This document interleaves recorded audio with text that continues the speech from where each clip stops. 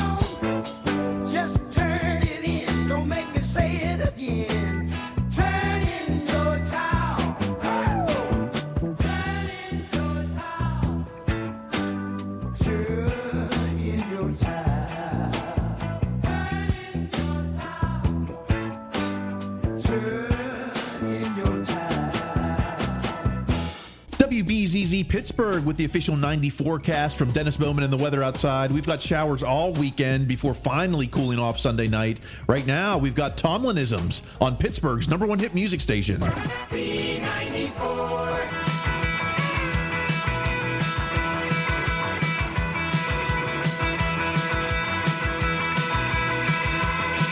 If you got red paint, you paint the barn red. Tomlinisms. It is what it is. I said what I said. Tomlinisms.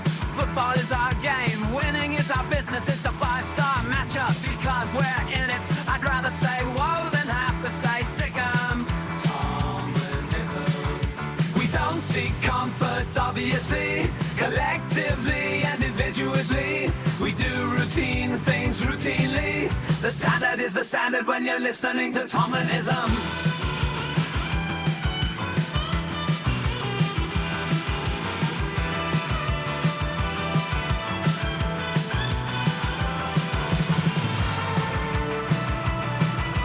Tomlinisms on B94. It's time for caller number 10. 333-9494. Such is life in the NFL. Tomlinisms. If the game is in December, time to unleash hell. Tomlinisms. Singularly focused, every blade of grass, fitting 8 pounds in a 5-pound bag. No fearing sudden death, and we never have. Tomlinisms.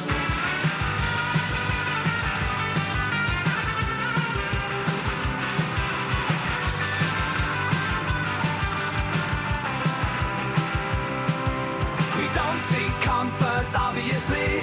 Collectively and individually, we do routine things routinely.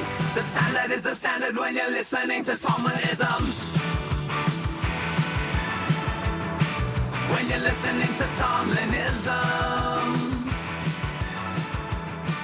When you're listening to Tomlinisms. Tomlinisms on B94, and it's time for caller number 10. 333-9494. You'll get tickets to see Pete Davidson at the Byam Theater. It's WBZZ Pittsburgh, where the music never stops more than twice an hour.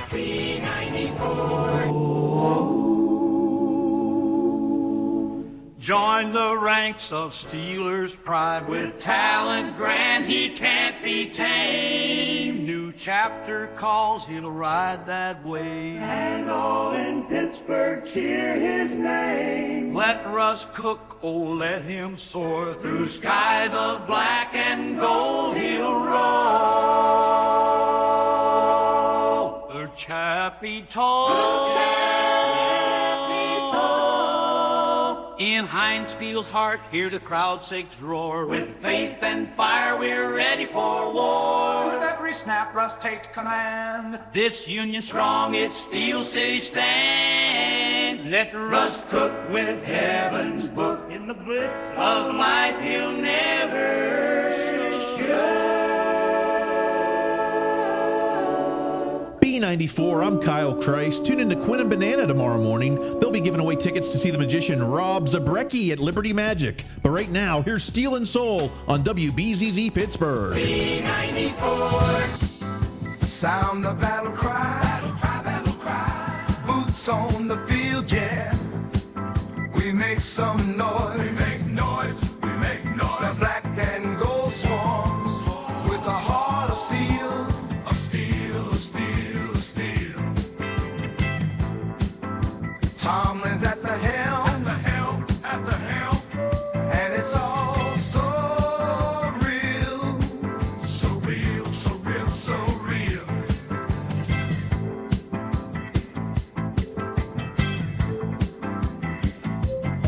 Cause I'm watching, and I'm leading,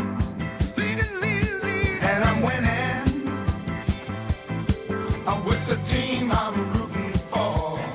I'm strategizing, never quitting, black and yellow, flowing through my core.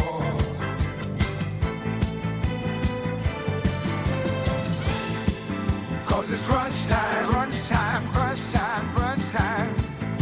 And the steel curtain, whoa, curtain, curtain, curtain. We blitzing with the force, we're bringing more. I'm commanding, command. Steel spine vision, vision, vision, vision. Steel city. Pumping in my soul.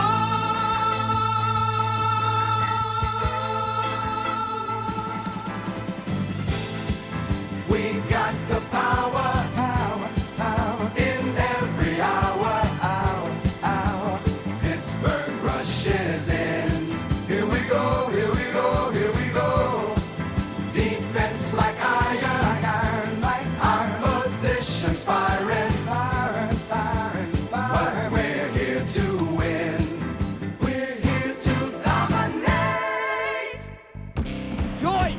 I'm not gonna worry about your level of concern. Yoy and double yoy! We talking about Twitter. Triple yoy! Think of how stupid the average person is, and then realize half of them are stupider than that. Quadruple yoy! A kind of celebration of ignorance. When are we going to stop doing this to Mike Tomlin? You guys are funny sometimes. We love Pittsburgh, PA. It's time for cameras. Thank you. It's time for the conversation about the Steelers' social media conversation. It's what Jen's talking about. The show that Gizmo Brown said is one of the most realistic takes on the team that we all love. The perfect balance between eternal optimism and constant negativity. I love this show. I look forward to this show every week. If you're a true Steelers fan, you will absolutely love this. Well, the Steelers fans I know, maybe not. This is the show that Brisbot 5000 says is the fried jumbo of podcasts. From the music to the sound effects to the witty banner, this podcast is a real find. Like that time my cousin Donnie found a Kent Graham jersey down at the Red, White, and Blue on Sawmill Road. If you do not listen to this podcast, you're a jag. I couldn't agree more. Bridgebot, Gizmo Brown. If I tell me who you really are, we'll get you in the running for one of our giveaways. That's the kind of testimonial that absolutely this show needs. Keeps me alive. I'm just like, oh, is this the week to finally quit? And then I get then Gizmo Brown jumps into the chat. I'm Kyle Chrise, high on the hills of Universal City. In the 412 is Greg Benevent. Hello. Coming up on today's show, man, I found another one. I think I may have already found our hater of the year in June. We'll see if this. It's not even the 4th of July. I know. We'll see if this tweeter can keep it up, but they're coming in strong in this off season with their another more of these anti-Tomlin takes. We've heard it all before. We'll go over it again. We've got. It's summer vacation time for the Steelers. We'll catch up on where everyone is spending their downtime, their off time. Okay. All of the above. We'll find out what everyone's doing when they're not working out with Route God. And anything else, and we'll look ahead to Christmas. How about that? Something to wow. Okay. Something, I mean, during a heat wave, why not? Christmas movies on Hallmark are starting in June and July, so will our Christmas coverage starts in June. Better than some of these takes, I tell you. Let's not waste any more time. It's time for your hot and toxic takes, starting with at Steelers Depot. Kabali, Broderick Jones, starting left tackle entering training camp, while Dan Moore Jr., Troy Fautano battle for right tackle. Wow. This is, we've been looking for official word, and I guess it comes hidden in a Q&A for The Athletic. So if you're behind the paywall and you missed the headline because it was under some kind of Kabali Q&A, this is the quote. Jones is your starting left tackle. Moore and Fautano will battle for right tackle in camp. The loser of that battle will be the swing tackle. No headlines in any of these publications. No, not attributed to any source or team official. Are you buying that the camp battle is already set?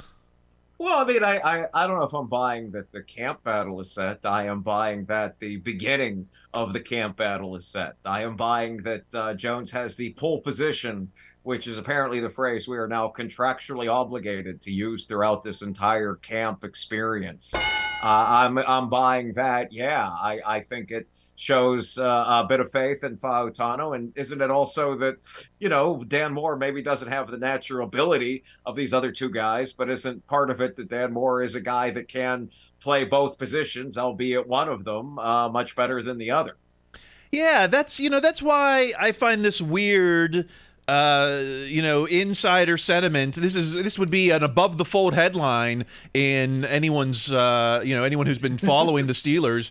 But he's going to hide this into a Q&A, and then all the blog sites were like, it's official. Dan Moore is finally gone. But I'm thinking, this is really whether or not Fautanu is ready for the big game. If he's not ready for right tackle, wouldn't you still bring Moore back to left tackle and then have Broderick Jones? Because it's like, Dan Moore might be a B at left tackle, but he's probably like a C at right tackle, whereas Broderick Jones might be a varsity at either position. So why would you just automatically say, all right, it's a camp battle between Dan Moore and Troy Fautanu, when I would think that if Troy isn't ready to start as a rookie, then we're going to go back to last year's situation.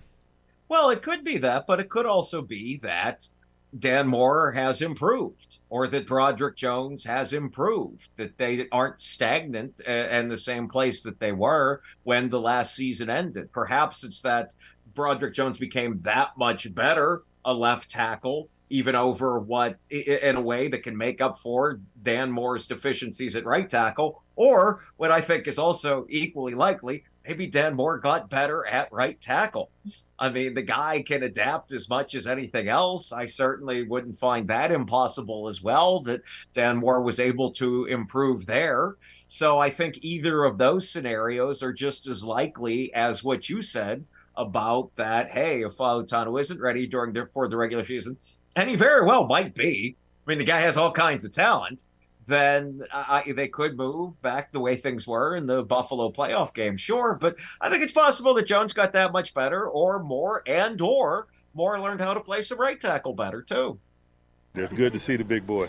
I guess the tradition, even looking back at Kendrick Green, even looking back, I think at Marquise Pouncey, I don't think that the rookie got the pole position ever in any of these training camp battles. Even I mean it's not Tomlin, but even looking back to Dermody Dawson, started at left guard. So this would speak volumes about the first round pick if he rolls into camp getting the first reps, even if it's day one at camp, and to not see Dan Moore, I think that would say a lot about the rookie. Oh, 100%. And also, it just in what you said, too, about the first-round pick, it's been a long, Cowher didn't have a lot of first-round pick tackles. There just haven't been a lot in this franchise. So maybe they haven't had a player of this caliber, of this level of talent at this position as a rookie ever. Or maybe. I mean, I'm not saying he's this all-time great or something like that, just that, for a team that drafts first-round quarterbacks roughly as frequently as they draft first-round tackles. This is a product of your journey, and your journey's not over yet. Right, the journey's just starting, but it'd be interesting. I don't know. Yeah, that really would be. But I mean, but but it's hard not to look at even Carbali saying this, and even if this changes by the second 7 shots of training camp, it's still hard to look at Carbali's answering this in the Q&A as anything but positive. Someone is improving somewhere. If there's any of the scenarios we've laid out, that's what I get from Carbali's answer. All right. Well, I'm seeing clouds of misinformation myself. I'm just like, I'm still not over the fact that Cam article, but going to Cleveland, everyone was trying to defend Carbali. Carbali's a 15-year vet. Okay, whatever. Enough O-line. We'll find out in Latrobe. Let's talk Najee. At Alex Kozora. This sets the floor of any potential long-term deal with Najee Harris. $9 million per year for Stevenson. So the Patriots signed their running back for $9 million, and man, now it's like, shoot, we should have signed that 5th-year option for Najee for only 6.9 or whatever it was. Right? Will this have an effect on any contract for Najee?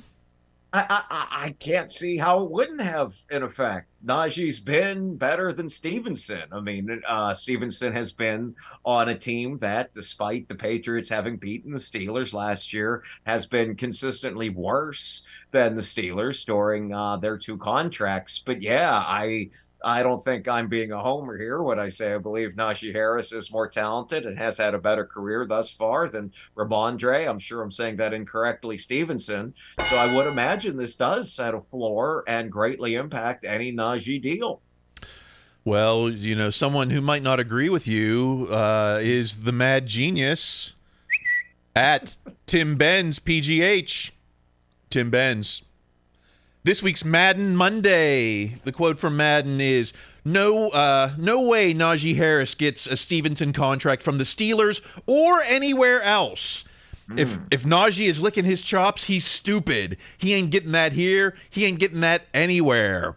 If the Steelers don't want to give him a contract of this magnitude, is he out of the league, or is he going back down to a league minimum? I don't know. Is Madden have a point at all?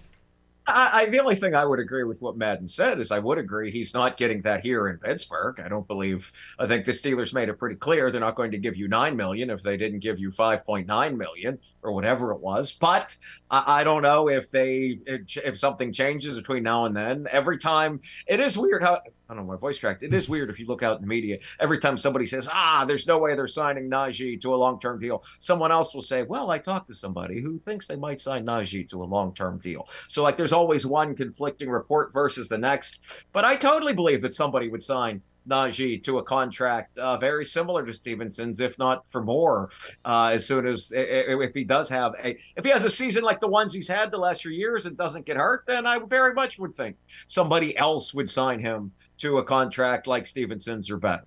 There's not a booster with a big enough blank check. Apparently not in Pittsburgh. You mean, what if they wanted to front load this new deal? What if they wanted to give Naj like $9 million the first year, and then, who knows what happens after that? That seems to be kind of like what a Steeler deal looks like, right? I mean, I agree with you, but I think you said the key word yourself, if they wanted. They don't seem to want. They don't seem to have that desire. I think they could do that if they wanted to, but they've been profoundly uninterested in doing so since it became an option to re-sign to lengthen Najee's contract. Well, let's get to one more take from @StatsGuy Daniel Valente. The chances of the Steelers re-signing Najee to a long-term extension just went from 1% to 0.1% after the Stevenson deal.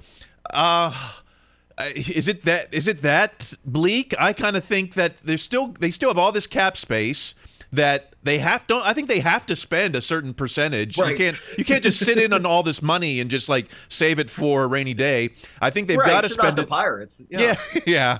So they've got to spend something. We keep saying, we're going to get a receiver, but I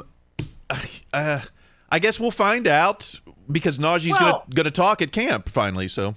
Yes, presumably. I mean, and I think like a lot of us, just to piggyback what you said, because you're right. I mean, they're going to bring in this mystical wide receiver or there's some of their own guys they could sign and extend. I think we're kind of waiting any day to wake up to the Freiermuth extension or some for I forget who else. But it is. I mean, I could see if there's no way just because you're right, they do have to spend some of this money, if nothing else, almost as like a sign of commitment to the team.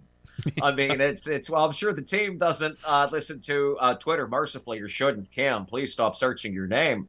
But I do think the team knows that, hey, they got money and they're going to spend it. And they always have.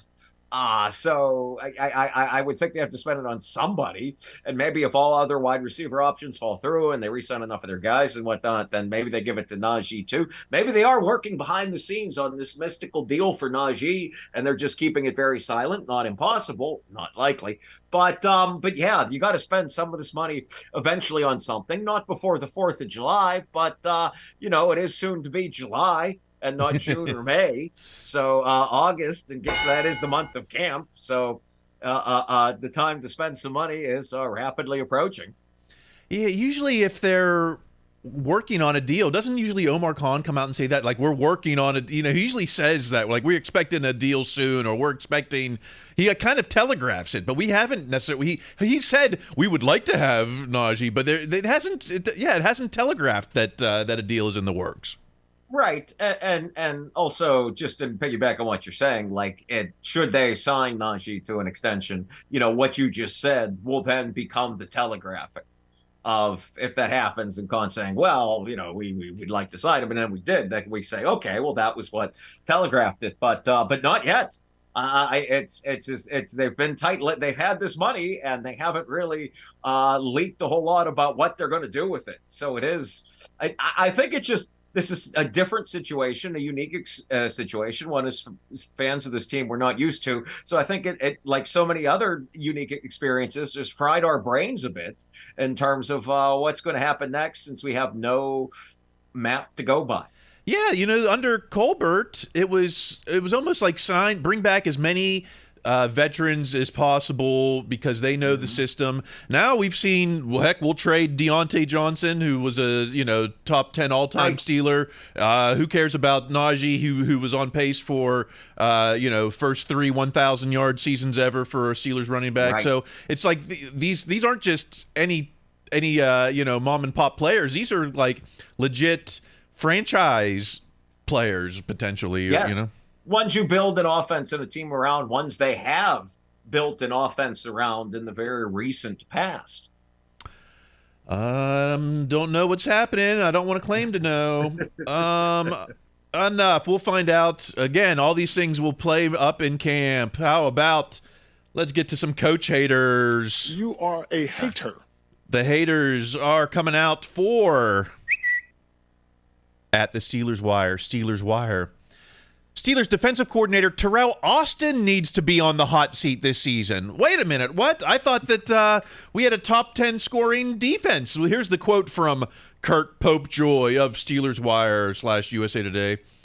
The Steelers boast the most expensive defense in the NFL. Despite all of this, the Steelers' defense has been just as inconsistent as the offense in recent seasons. The same criticisms of slow starts, inconsistent efforts, lapses in concentration and communication have plagued this group.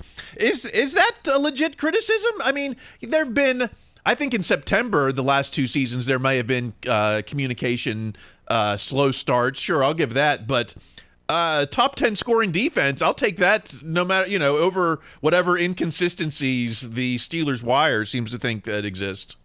Well, I think those are certainly valid criticisms of what happened in the 49ers and Texans games, which we thought might be at the time, but ended up being 2 of the league's best offenses, best teams. It's just nice. This brings me back to last fall and winter, is that you can't make the boast the most expensive defense in the NFL argument when the most expensive defense in the NFL is not on the field.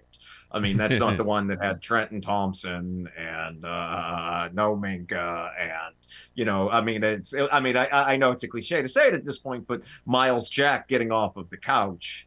At no point did those guys contribute to the most expensive defense in the NFL. That's not to say that the defense was by any means perfect, even when it was as healthy as it could be, which it was for, 20 snaps. How long was the first quarter of the Niners game when the Niners still went up and down the field?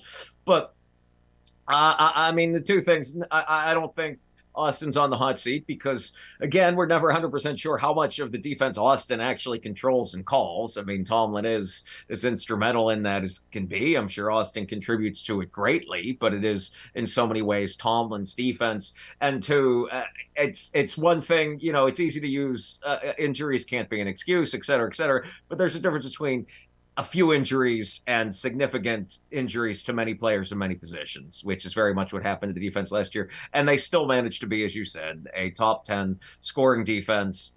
I'd be surprised if Austin were on the hot seat. But what we have seen, and it gets back to what we just said a minute ago, I do believe that if something does go wrong with the defense, that they will go and change it.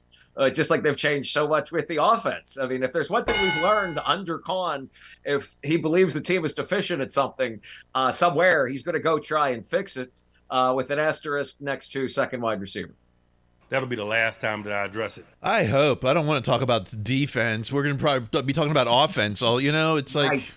Right. If anything, the question marks on defense are, how is this new safety going to allow Minka to be Minka, or what's exactly, we expect things from Patrick Queen, but how, I guess it's still to be determined how the rest of that inside linebacker room is going to play out, or the defensive line. I don't know. Yeah, you beat me to it. Yes, there's a defensive line. When does it fall off of a cliff? Can one of these young guys finally step up and become not just a starter, but a contributor? Yeah. Everyone's saying Keanu Benton is ready to elevate. And it's like, okay, well, for every Keanu Benton second-round pick, I can think of like a Mike Adams second-round pick, or even like a Juju was a second-round pick who, when he became the man, wasn't necessarily the man. I don't know. But, okay, well, let's get to some more coach hate. At least this one is triggered being the usual suspects. New to the show at Wise Tim 55, Scarecrow. The Pittsburgh Steelers are a cult. All right. Of course, with a headline like that, you're going to trigger my curiosity. And this Scarecrow here is, gosh, I think wrote about 5,000 words on why. I mean, this is an essay. I'm looking at the sheet. This is a thesis paper. Once again, trying to take down my coach. Let's break it down point by point, I guess, if we have to. Okay. Quote, the Pittsburgh Steelers are not a professional football team, nor are they a business. They are a cult, and Tomlin is their anointed savior. Well, if they're a cult, then I need the Netflix doc, because believe me, I've been watching all these cult docs. And all right, let's get under the thesis here. Any modicum of success is because of Mike, and all failures are because of someone else, not the master. Which is not legit criticism. I don't think that anyone is saying Tomlin gets all the success and failures are due to someone else. But I will say playoff failures are due sometimes to someone else, and that is really what is the biggest complaint about Tomlin is the playoff failures. And I say it week in and week out, is that, the Pouncey snap, the bend interceptions, I can't blame all that on Mike Tomlin. No, and and just to piggyback on what you said, about the idea about obviously people wouldn't be happy if they just won that playoff game and had the rest of the playoff lack of success they've had. I think it's a lot easier to reframe it in this novel does not, is that the criticism of they're not always a contender, not a contender for a championship every single year. And that at least is an honest argument, but it's not the one these make, because when you put it in those terms, you automatically recognize it's ridiculous to be a contender for a championship every year, as no team is. Let's continue. The roster he helped assemble during the end of Colbert's tenure isn't his fault. It's Colbert's. Once again, I might say it might be some of those players' fault. Drafting, people want to put Colbert, in the hole for some of his last few drafts, but you can't. I don't know. You look at Kenny Pickett, and you can't just be like, here. That's the next point. Kenny Pickett's flameout isn't Tomlin's fault. It's Canada's. Well, maybe it's Kenny's fault. I don't think you can blame. Maybe you can say Matt Canada wasn't the right guy for Kenny Pickett, but you're trying to tell me if it was, Lombardi himself as Kenny Pickett's offensive coordinator, would that have really mattered? But who's saying that Kenny Pickett's flameout is Tomlin's fault? I think that is definitely a bridge too far. Well, I think to say it was solely what happened with Kenny was on Tomlin, I don't think that's correct. I do feel confident in saying Tomlin himself would say that we did not, and he would include himself and the rest of the coaching staff in this, that I don't know if he'd admit it, but I think he would say I think he feels that they didn't put Kenny in the best situation necessarily to succeed. And I think that's part of what's powered all the changes we've seen them make on offense, including at quarterback since for a team that, a guy that had a Hall of Fame all-time great quarterback for the extent of his career. He'd certainly never made a new quarterback before, which is entirely new experience. And, it makes sense that they didn't get it 100% right. But I think that's just it. I think nothing that ever happens is always the fault of one guy, one person, one situation. But, they always say, success has many fathers and failures an orphan. Well, no, failure and lack of success has a lot of fathers and parents, too.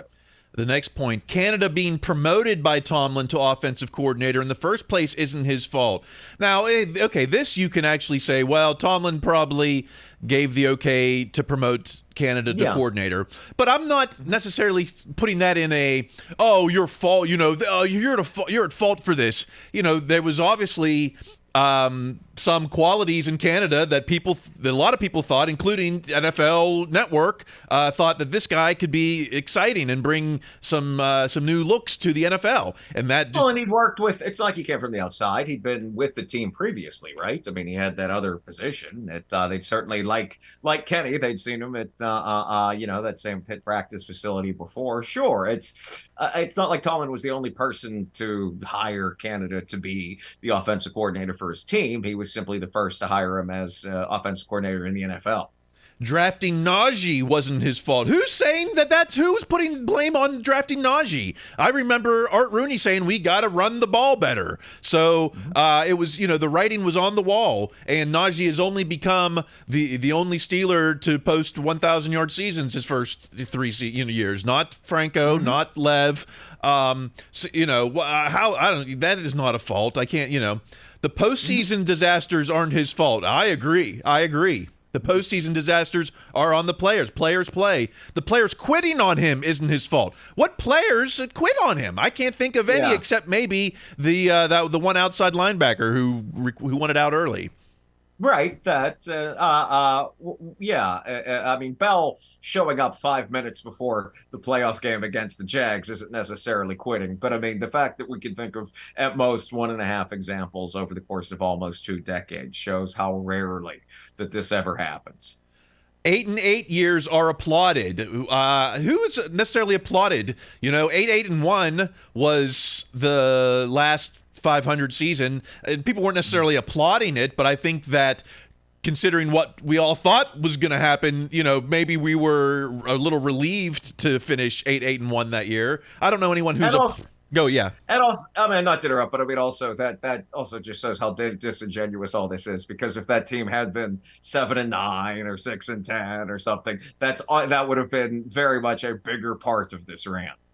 Non-losing seasons are the standard. No, I've said this before. The standard is still Super Bowls. The standard is legendary, and Tomlin is delivering great or above average. It's not, mediocre. Oh, average is the trademark. No. Above average is the floor, and the expectation is legendary. So that's on the fan base. No one is celebrating 8 and 8s or non-losing seasons or, mediocre seasons. This is all the same. This is just all the same. There's a chorus of these Tomlin critics, and if we every week if we have to bring back the same points, I guess I'm happy to do so. But it's also, as we talked about during the season, I mean, this is just people acting out, having not seen the Steelers be a true contender since 2018. I mean, that's really what I think all this is, and it just being unable to deal with them not having been a contender for a championship in 6 years or so at this point. An 8 and 9 season would face no backlash. Well, we haven't seen that in over 20 years. So who, right. I'm sure it would face some backlash. A 13 and 4 campaign with a 20-point thumping at a home playoff game would return no scathing headline. What? I don't know. Our Scarecrow, are you on the internet? Because we started 12 and 0 back in 2020, and there were plenty of scathing headlines after that season. There were plenty of scathing headlines after that 13 and 4 start in the I'm thinking of the Jacksonville game. Obviously, didn't go 13 and 4, but there were pretty scathing headlines after that. A 2 and 15 disaster wouldn't matter, which it would. We haven't had since 1969 or something. So, if this Scarecrow character is tweeting all season, man, it's gonna be a long off season.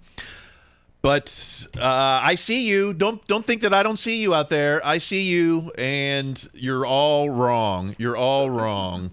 I want to hear a player come out and say something like that. I want to hear. I want to hear Merrill Hodge. When Merrill breaks down the whatever. You know what I'm trying to say. I do. It's a person. Whenever Merrill goes off script, usually later in the season. On some player that all of us are having a problem with. It feels like this is the voice of the old Steelers coming back from the grave. This is, what the Steelers way actually thinks coming to us from the beyond. Yeah, when Hodge is out there like CM Punk shooting a promo in the middle of the ring on Tomlin, then I will consider Scarecrow's takes. Okay, enough Tomlin talk. It fires me up. My blood pressure is already borderline as it is. Okay, let's talk about our wideouts. Who's going to catch these balls at Carney Media? Trey Carney. some people are concerned with Izani's comments about Pickens, but they shouldn't be. Pickens is finally getting a wide receiver coach that is teaching him to be a better NFL caliber receiver. He could have easily just been satisfied with Pickens' skill level. This comes because the quote in the Trib from Coach Zach Izani is, Pickens has got to pick it up, take the cheese, and do the things we ask him to do. He can do anything he wants. He's that talented. We've got a long way to go with everything, but little by little, there are little things I can see. Man, there is so much there, untapped potential. If we can get him a little better, it'll be monumental. I think the point is that, and you know, everyone wants to put the gold jacket on Pickens, but we haven't seen yet. Only in moments. We haven't seen a 17-game season yet where he's been the number one. And I think that these comments from the coach mean that there still is a level he can still climb to. Absolutely. And moreover, isn't this exactly what everyone wanted someone to say about Pickens last year? I mean, imagine if someone had said this during the, he's not walking for anyone gate against the Colts.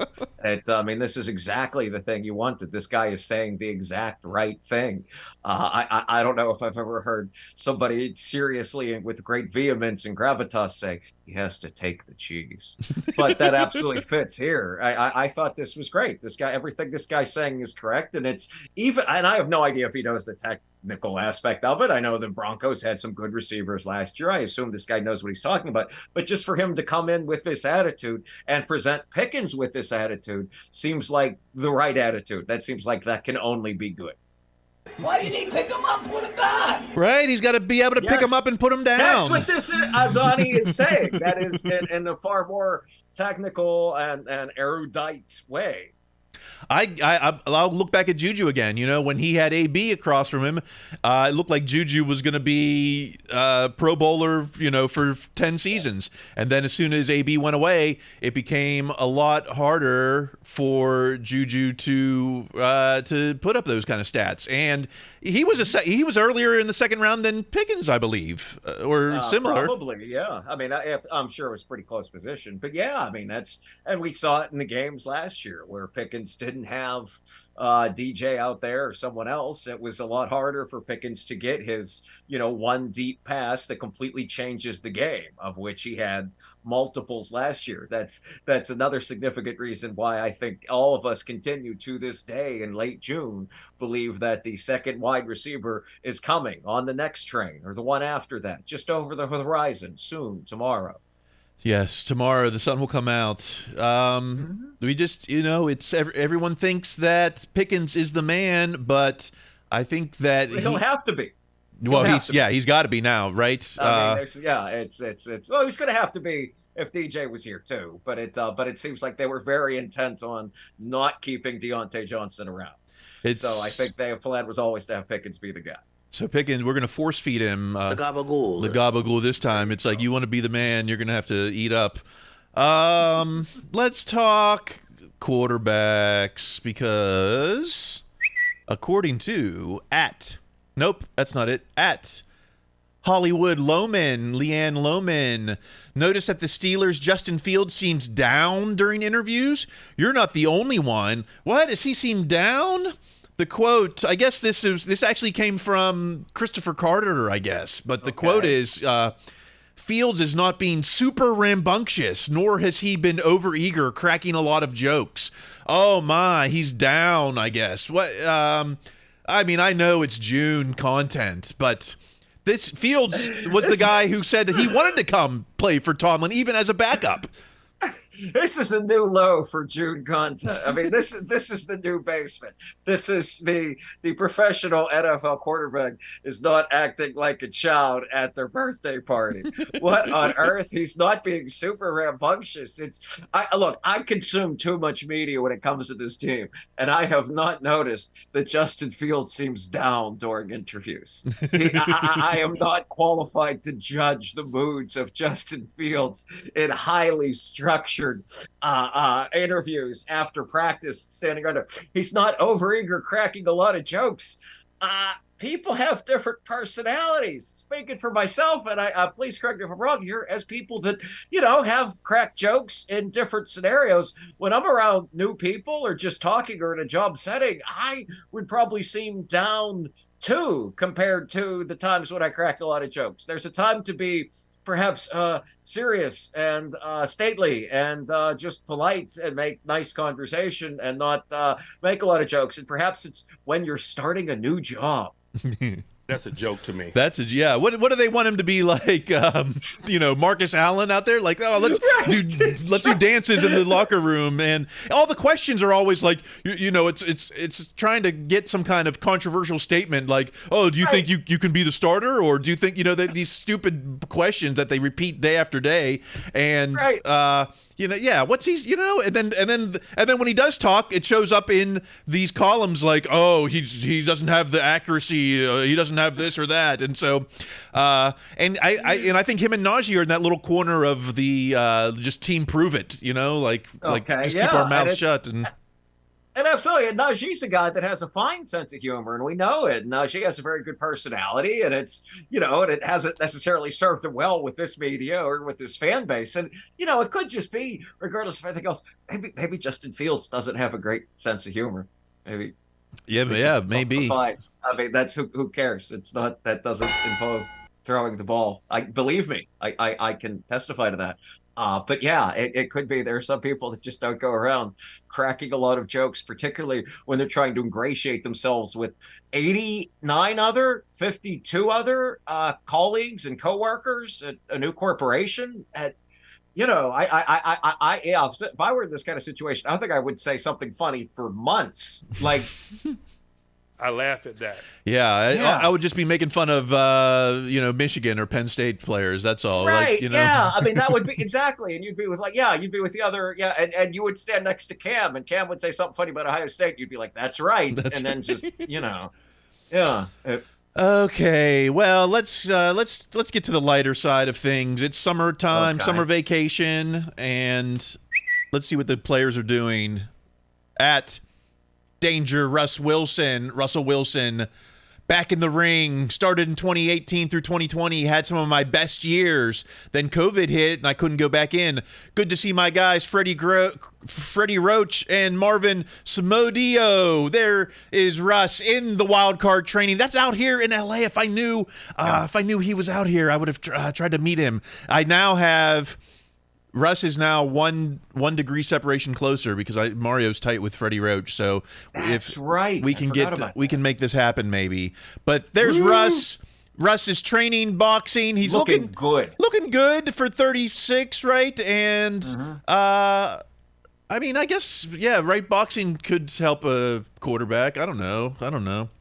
I mean, I know nothing about. I know boxing gloves are padded, and I'm sure they took great pains to do this. But I mean, a guy whose job is dependent entirely, in many ways, on his hands. I don't know if that would be boxing, but if it works for him, it works for him. I mean, Russ seems nothing if not very conscientious and careful, so I'm sure it was. But that's great. I mean, this is the time of year to do this kind of thing. You're like, I got a month. I'll go boxing in LA. Sure.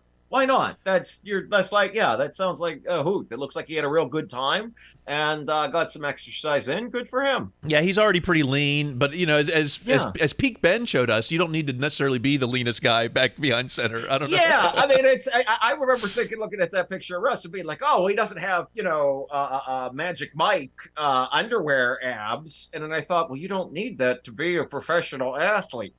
Like, it's not, you can have a little bit of fat and still be very good at this, as Ben showed. And we never saw a lot of Ben boxing, but we never saw a lot of Ben shirtless. But I imagine even at the glory days, Ben maybe didn't necessarily look like Russ in this picture. Yeah.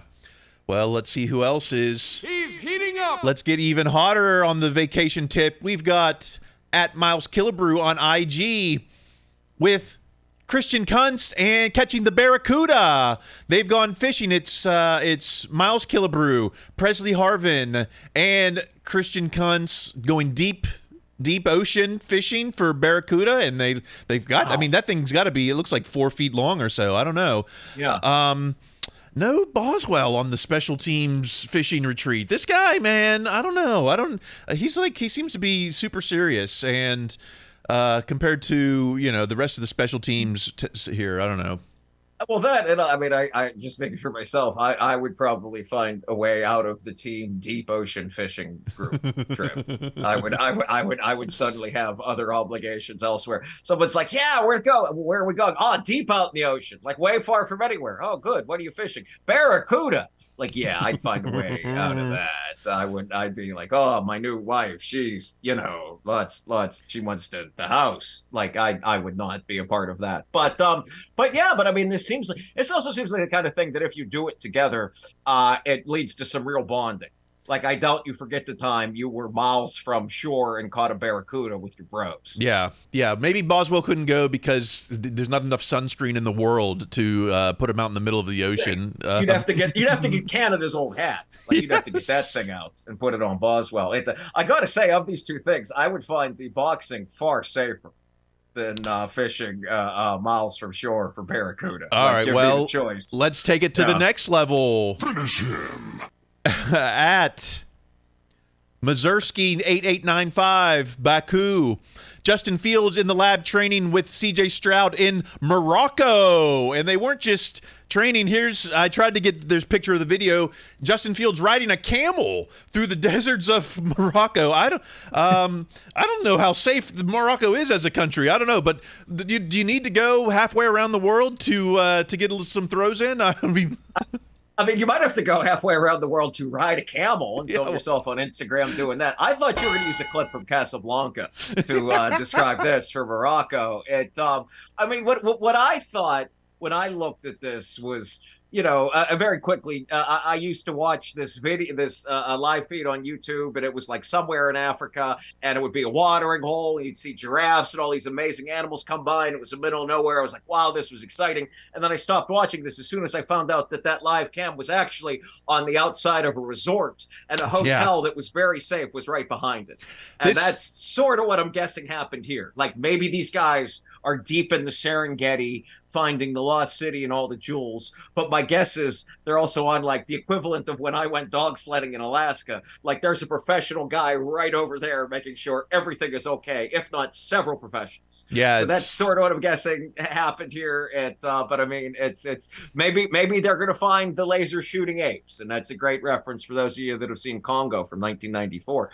But I'd be kind of surprised if this wasn't very supervised instruction. Right, they're at Hilton Head, Morocco, or something. Yes, exactly. Yeah, exactly. They're at the whatever Morocco's ocean city is. Well, that's still pretty cool. Just don't fall off the camera. Okay, I think that the band is trying to take the field. Riding on camels. All right, some odds and ends starting. Well, I don't know. Is this even? We'll just quickly mention maybe. At Pittsburgh Sport Steelers Takeaways, name a Steeler player that was unfairly treated by fans. I'll lead with Cordell just to take that off everyone's plate.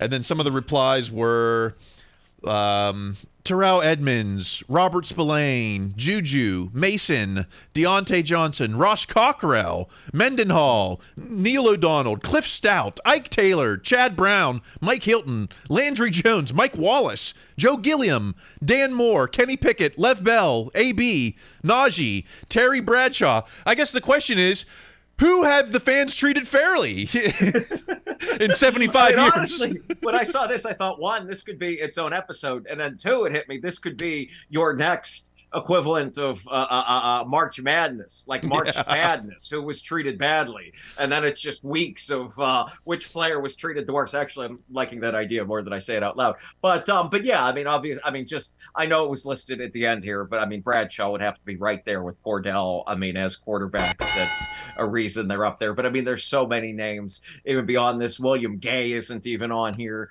There's so many that could just go on forever. I mean, it's because with any single player, you can think of exactly how the fans treated them badly and why and how. And yeah, I mean, that's, like I said, this should be your next 64 team brackets, because then you could have some real debate.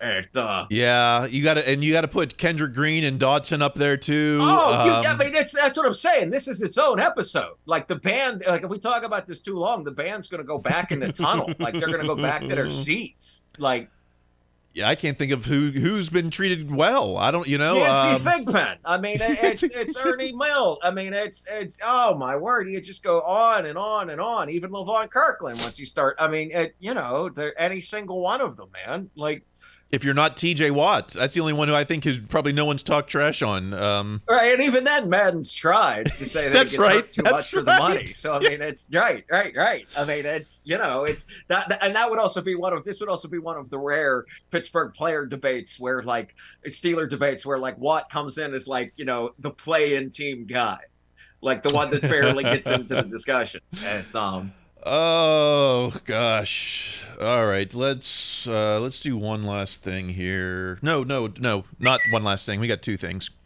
First, at Blitzburg, EA Sports has Justin Fields returning a kickoff in the Madden NFL 25 trailer. So I don't know if they're just trolling us, but what I found more interesting in the little video for the video game is after Justin Fields catches the kickoff, he hands off a reverse to Patterson with Scotty Miller blocking. So is that I could see that more likely happening on special teams than anything that we've heard regarding Justin Fields? Oh, certainly. And I guess my thought, and I sure didn't look this up because I thought, wow, that's weird that EA Sports in one of their biggest moments of the year would troll the Steelers fan base. And then I thought, are the other clips like this? Is there some way like you troll, I don't know how you troll Broncos or Rams fans, or are there other, like the other clips showing you trolling something as well? I mean, in a way, it's trolling. It also does show off the game in that, hey, you can move players to what you want. Also, our rosters are updated. Justin Fields is on the Steelers. I mean, I don't know, is there a clip of the Eagles where like Kenny's throwing a touchdown pass or something? Like, I mean, but you see what I'm saying? Like, does it troll other fan bases too? Is there a clip of like Saquon Barkley like running through the Giants defense? Like, like are there examples like that? Because that would make sense to me. Otherwise, it just sticking out by itself is a little bit weird. I think they did have Aaron Rodgers in in some kind of isolation chamber, not on the field, and I don't know. Oh, I'm not even. I used to play Madden all the time, but I can't. I'm outpriced on the PlayStation 5, so I'm. Gotcha. I guess we'll wait. Nope, we already played that. Let's do one last thing. Sure. It's not even an at. It's just Hallmark has announced their new ornaments for the 2024 Christmas season, and we're getting Minkah Fitzpatrick. Hey. It's like the 16th Steeler. I got to get a whole tree full of Steeler ornaments, I think. That's what my mom has. Yes, we have a Pittsburgh tree at the Steelers and Penguins and some other stuff too. Yeah. Okay, so are you gonna be pre-ordering the Minkah? The Minkah, it goes on sale, I think, July 13th or something. We're not getting it July 13th. But I imagine when I come home at Christmas, before whatever the Christmas game is, I imagine we'll make a trip to Hallmark and pick one of those up. We certainly have every other year, so that this one we definitely will. All right. Well, I think I don't know. I haven't gone that far yet with the ornaments. I do have. I'd like to Franco, if anything. Franco on the Immaculate Reception. But that's a good one. I think that's what we've been talking about. That's what we've been talking about. All right. Yeah, I need Gizmo Brown and Brisbot 5000 to hit me up so I can get you in the running. We mailed out our Tomlin biography. That prize went to Bryce. In Maryland, and we've still got copies of the LaVon Kirkland children's book. I've got the 73 book, about 3 bricks short of a load. To get in the running, I'd like an iTunes review and some kind of second affirmation, YouTube, or just email me. Yeah, just email me, KyleChrise@gmail.com. I'm on TikTok as well. Greg, how about you on social media? Unfortunately, you can find me on Instagram at Greg Benevent, V as in boy, E-N-E, V as in Victor, E-N-T. Nothing to tease yet. I'm working. I want to get LeBeau. LeBeau's book is coming out soon. I'd like to make that happen. Yes. Legendary. But he's. I already pre-ordered mine, so maybe I should read it first. That's always helpful. But then again, if he wants to come on and promote it, I don't know. I got to reach out to his publicist again. Who? Okay. Until next week, when we're July 4th-ing, I guess there'll be stuff to talk about. We'll see. Yeah, I would imagine. Of course, because these takes never stop until Scarecrow has, a 10,000-word essay on why Cam shouldn't get a new contract. Until then, keep listening to your coach. Everything hurts. Nope, that was not our coach. Be their best selves. That's going to be required. Stay in school.